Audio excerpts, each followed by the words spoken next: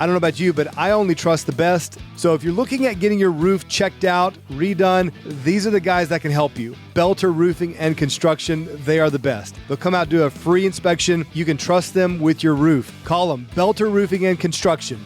405-952-7777. That's Belter Roofing and Construction.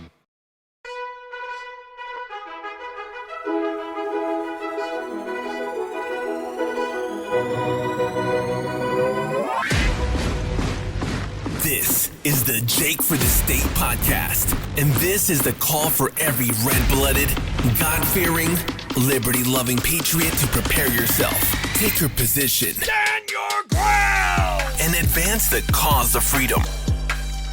Let's go.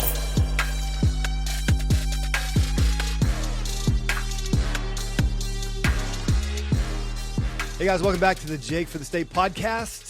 And with me today, I have Senator Dusty Deevers from Oklahoma. And we're going to talk about a very important and also sensitive issue regarding IVF, in vitro fertilization. And abortion and life has been central to Senator Deevers' campaign and his agenda, his priorities coming into office. So he's done extensive study in this area. I'd love to get his perspective on this, his expertise in this field. And so welcome to the show, Dusty. Hey, thanks, Jake. It's great to be with you as always. Absolutely. Well, you know, I'm covering this. I talked about it this morning, actually, on my radio show on 96.9, the Jake Merrick Show. We talked about the call to bring more attention to IVF. Congressman Keene from here in Oklahoma, representing District 2, he led a letter to the Centers for Disease Control, the CDC, demanding answers about the destruction of precious life in vitro fertilization. Now, this is obviously a very sensitive issue because people who long to have a baby, they are desperate and they look for any means out there to bring life into the world and to raise a family. And this could be seen as a miracle process. And maybe in some ways it really is. But then there's also a dark side to this that's not really talked about. This call from Congressman Keene and others, including many pro-life organizations, are saying, hey, there is a dark side to this. There needs to be more accountability and transparency with this IVF process. So right now the spotlight is on the IVF industry. And I wanted to get with you to talk about what you've learned about this process in all of your study and research with regard to abortion in general. So I'm going to pass the ball to you. Tell us a little bit about this this IVF process and, you know, this very sensitive issue. Yeah. Well, thanks, Jake. I wrote a book on in vitro fertilization, and it's called Loving Your IVF Neighbor, where we really dig into the in vitro fertilization and assisted reproductive technologies side of things. Right.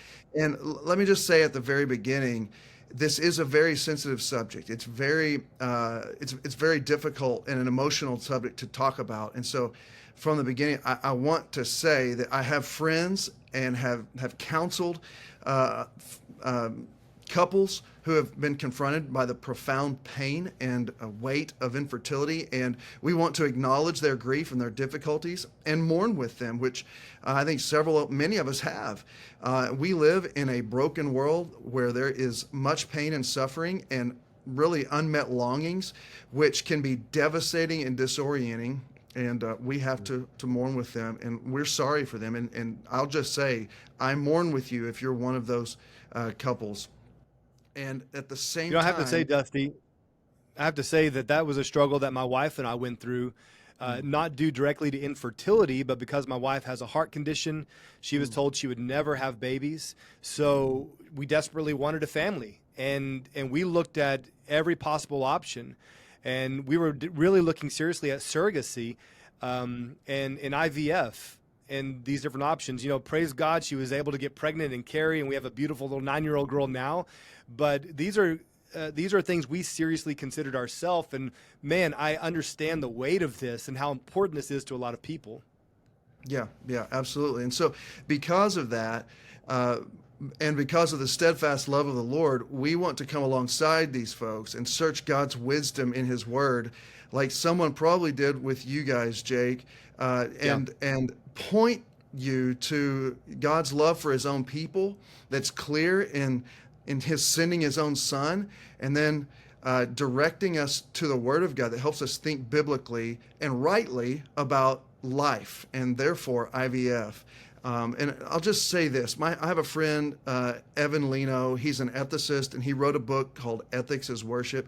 And he says something along these lines. He says, your father, the one who invented sex, who seeks to fill the earth with worshipers, has what is best in mind for you, and it's on his heart. So, he has revealed this truth through his word, and he is not against you if you're suffering from infertility. Now, let's get to what IVF actually is.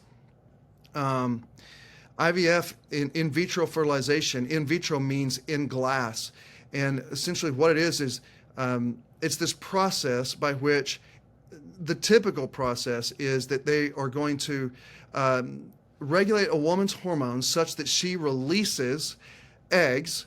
It's called follicle stimulating hormone. She releases eggs, and in a lab, they will take those eggs and they will put them in a test tube, and they will then either singly inject a sperm into a single egg, or they will put sperm in the presence of these eggs and bring them in a Petri dish. In whichever process they use, you will create embryos will be created from this. An embryo is a life. So conception happens at the moment of fertilization, no matter what your drug companies tell you. Conception happens at fertilization. And so from fertilization, you have a new organism, a new life, just like where you and I started, and everyone else who's been on the planet. So from that moment, God has fearfully and wonderfully created that person.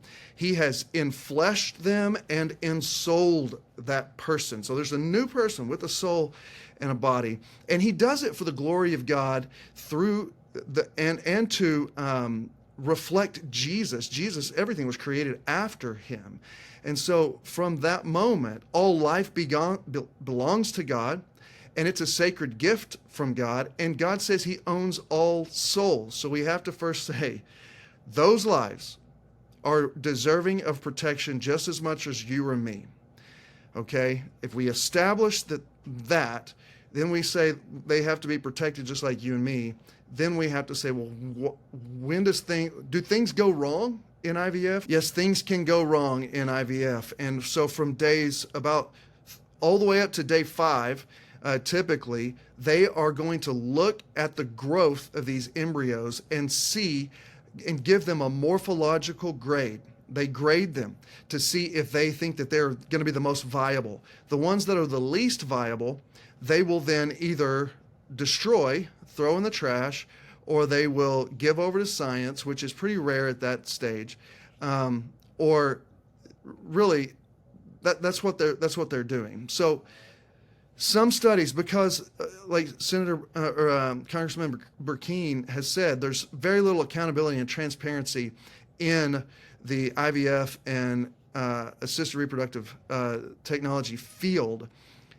We don't know for sure how many embryos are being created in each cycle. Some say it's up to 30, and we also don't know how many embryos it takes to have one live birth. Some say it's up to 30 embryos per live birth.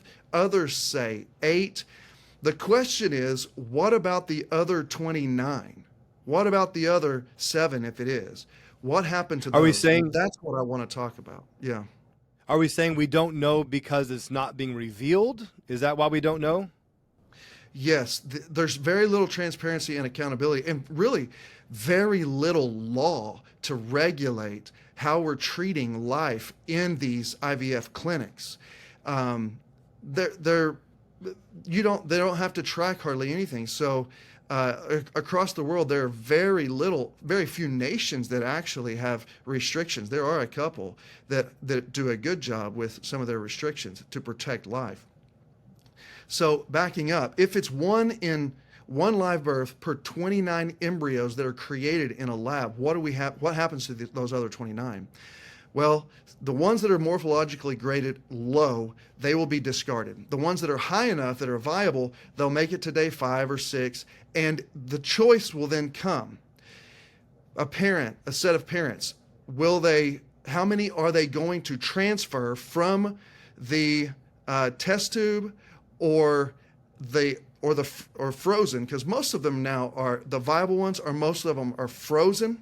They're put in cryogenic freezing until it's time to transfer them to a mother's endometrium. And in that womb, that's called the transfer. If they implant, then we have to deal with that situation too. So let me just back up and say, at this point, but up to day 5, they're already discarding lives. These are human lives, and they're aborting them. They're terminating their life beforehand. And in a biblical mindset, that would be an act of murder, killing. And does this issue not help clarify really the crux of the argument concerning abortion in general, concerning when does life begin? Because if the argument is 6 weeks or 12 weeks or whatever a state comes down to right now, when you shift your attention to IVF, it gives you a fresh perspective. We're talking about at conception, at fertilization, that life, it is now a whole new life, and we're dealing with abortion, the choice of abortion, and how that then, the implications of that concerning the mainstream abortion debate of when a woman is naturally impregnated, well, it kind of changes that conversation. So I anticipate, and tell me what you think about this, that where we come down on this issue of IVF may dramatically impact the way we talk about abortion in other arguments. Yeah, absolutely. The Alabama Supreme Court, Chief Justice Tom Parker, in a landmark 7-2 decision, ruled in favor of protecting embryonic human life from destruction. And that ruling was projected to save at least 85,000 lives in Alabama. Now, you think about that. Just that one ruling to say these are truly human lives. Science has always said so. From the moment of fertilization, which is conception, will we give them equal protection under the law? And so if you back up to at that point, at this day 6, what are we going to do with these other lives, these other 29? Well, some of them will be transferred, and if there's an implantation, then they're deciding how many of these children are we going to keep. So a parent, if they transfer, let's say 4 or 5, then let's say 3 or 4 of them take, and they only wanted to have one, then they do what's called multifetal reduction. Multifetal reduction is another term for multiple abortion. If they cull out, if they abort 3 of those children so that they could have twins, now you're talking about 3 abortions at once. Okay, right. That's a decision, multifetal reduction. Supernumerary embryos is what we're talking about, those other 29. So they implant some, they might abort some of them through multifetal reduction. The others, some of them they give to science, and science will destroy them. And for that matter, the scientists are trying to push having that child in the lab for 30 days right now, up to 30 days to keep them alive in the lab so that they can do further scientific research. They can also sell the embryos and the stem cells. They can sell the lines to vaccine manufacturers. The others are discarded, and then there's a large set of them will be put in cryogenic freezers and frozen indefinitely. We have a couple in our church that has adopted 6 embryos. Wow. They tried a transfer 3 times. They only had 2 of those children This is called snowflake adoption. They adopted from a family of, I think it was 28 embryos that were frozen, a family. We have we have some friends that are down in Texas who also, without us knowing, adopted 4 of the children from that same embryo family. And now they have 3 children from the same family that our church has had twins. A couple in our church had twins from that family line. So 5 of them have been born. And Jake, whenever they were born, they were 7 years old when they were born, because they had been cryogenically frozen for 6 years. Wow. Yeah. So the argument for this from the industry is, I'm sure, multifaceted. I'm sure there's big business in harvesting stem cells and what they do when it does go to science and all the research involved there. But I think in the conversation with the families initially, it's about the odds of one actually taking in the womb, right? So they need to harvest multiple, they need to create multiple fetuses to increase the chances of actually getting a viable fetus in the womb for the woman, right? Yeah, that's right. Because it's not a 100% transfer and an implantation rate, they're creating many. And part of the reality is we don't know how many they're always creating. There's nothing that says you have to report how many eggs you pulled and then how many embryos were created from there, and you have to report the morphological grade of every one of them every day. You then have to report how many you discarded, how many you gave to science, how many you transferred, how many of those transfers actually implanted, how many you did multifetal reduction of, how many you gave over to science later, how many you put in freezers. We're not reporting any of those things because it is. So Congressman Burkeen is right. This is the wild, wild west of infertility and of the medical industry. And that's how they want it. They don't want the regulatory oversight. This is an industry that is completely content with the wanton destruction of human life. And so we have to ask, should we entrust our children, our families, to this type of an industry?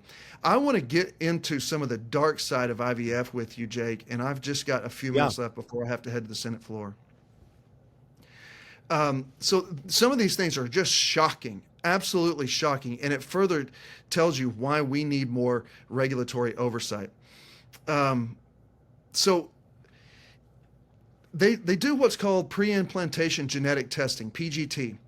And in January 2022, just 2 years ago, in the New York Times, they ran an article explaining the 85% false positive rate for genetic abnormalities that are found in these tests.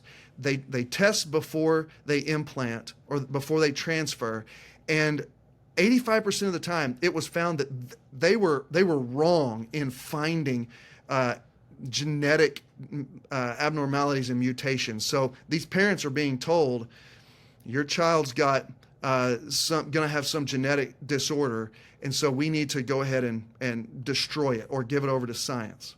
85% of the time, okay? And this is prior to implantation? Prior to transfer, yes. Okay. Now, couples are often just abandoning their leftover embryos, and these clinics are full of frozen embryos in their labs with no one to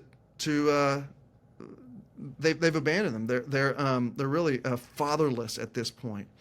Clinics also, we talked about multifetal reduction. We talked about the scientists attempting to expand the time for experimentation to 28 days after fertilization. There's also a very high risk for complications, and some of those complications are preterm delivery, low and very low birth weight, perinatal mortality rate. That's where the death of the child 5 months before or 1 month after birth. There's a high inflated risk for severe abnormalities and causes for high-risk pregnancy and severe maternal morbidity, where the mother is going to die. There are high rates of blood transfusions among women, a significant and short and long-term consequences for women's health. The stillbirth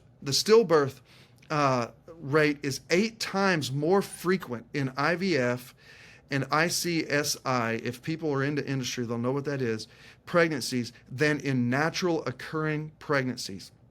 Jake, there's a 40% higher risk of birth defects like non-chromosomal, which would be cleft palate or cleft lip, or congenital heart defects, and 40% higher among ART infants compared to non-ART singleton infants. That's where they're having one, not multiples. Children that are born from IVF have higher rates of autism, cancer, physical deformities, and other chronic illnesses. And that's just to scratch the surface on it. I want to tell you just a few more things, and then we can jump. Yeah. There is a systematic, callous treatment of human life, and there are so many practical ineptitudes in these clinics. There have been thousands of embryos, children die in freezer malfunctions. These are all reported. You can search them on the internet. Embryos have been dropped on the floor and thawed and died there on the floor, and parents have sued these clinics, saying, what about our kids? You've killed them. There have been numerous times embryos that are mixed up in labs. They end up getting somebody else's child. They are now creating designer babies and culling children that are not the preferred sex or eye color or hair color or skin color. There have been men with 50 to at least 200 children that have been born to them. And we have embryos now that are at least 25 years old at birth. Jake, there's tons of more data that I've got in my book. It's called Loving Your IVF Neighbor. You can get it on Amazon. But man, we've got to really bring some oversight and accountability into this field. Well, I would encourage everyone to go check out that book, Loving Your IVF Neighbor. Senator Deevers, I know that you have to get to the Senate floor. You have business to take care of this morning, but I appreciate your time here this morning explaining that. And again, it just highlights the need for more accountability and oversight in this industry. I'll let you get to your business, but thank you for your time this morning. Thank you, Jake. I really appreciate your time. You bet. All right, Senator Dusty Deevers, again, go check out his book, Loving Your IVF Neighbor. Great stuff. And again, this is just underlines and highlights the emphasis and the reason for the spotlight right now on this industry as called for by Congressmember Keene and others up at the state capitol. So we'll give you more on this. We got more to come on this issue of abortion in general, but IVF in particular. So I appreciate you guys tuning in for the Jake for the State podcast. Be sure to like, subscribe, and share, and we'll see you next time.